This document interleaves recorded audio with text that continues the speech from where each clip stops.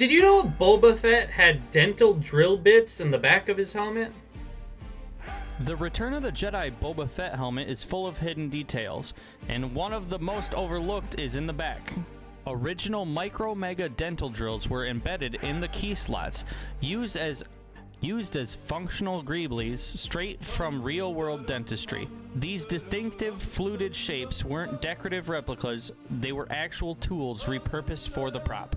Recreating these dental drills in the key slots captures a subtle but crucial detail, grounding the helmet in the same practical kit-bashing construction that defined the original screen use build.